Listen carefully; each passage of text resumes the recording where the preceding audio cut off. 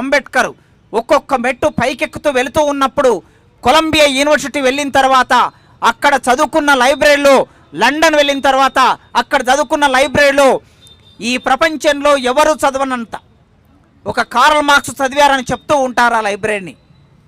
Karl Marx అక్కడ లండన్లో ఉన్నప్పుడు ఆ లైబ్రరీని ఉపయోగించుకొని ప్రపంచ చరిత్ర గతిని మార్చడానికి అనేక రచనలు చేశాడు. ఆ లండన్ లైబ్రరీని ఎన్నోసార్లు చదివాడు అక్కడున్న పుస్తకాలని అని అంటారు. ఆ తర్వాత అంత గొప్పగా ఆ లైబ్రరీని చదివినవాడు డాక్టర్ బిఆర్ అంబేద్కర్. ఏకాగ్రతతో చదివాడు.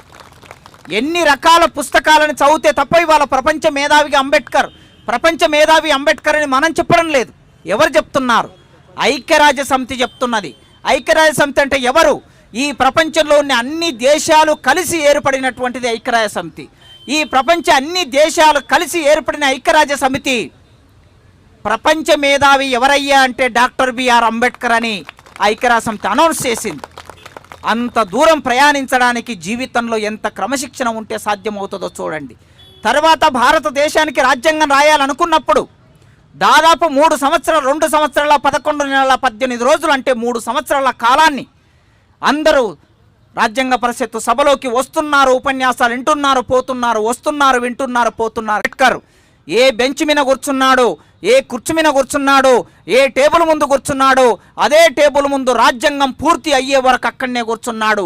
ఇది నేను చెప్పడం కాదు, రాజ్యాంగ పరిషత్తు చైర్మన్ బాబు రాజేంద్ర ప్రసాద్.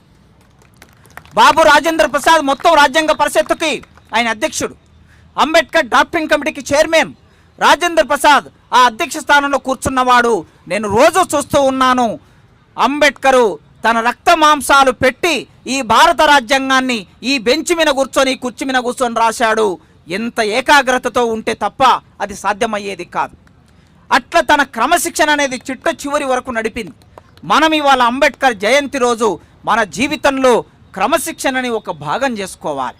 ఆ క్రమశిక్షణ మీకు ఇప్పటికే ఉన్నది, దాన్ని విస్తరించే క్రమం ఒకటి మొదలు పెట్టాలి.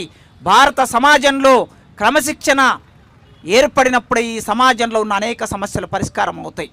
అంబేద్కర్ తన జీవితం అంతా సామాజిక సంస్కరణ కోసం, సామాజిక మార్పు కోసం కేటాయించాడు. సామాజిక మార్పు తన ప్రధానమైనటువంటిది.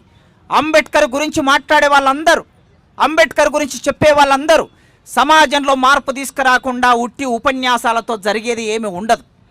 సమాజంలో మార్పు రావాలంటే చాలా ప్రధానమైన సమస్యలు ఇవాళ మన ముందు ఉన్నాయి. అంబేద్కరు భారతదేశంలో శాస్త్రీయ ఆలోచన ఉండాలి అన్నాడు. విద్యలో శాస్త్రీయ ఆలోచన ఉండాలి, సమాజంలో శాస్త్రీయ ఆలోచన ఉండాలి.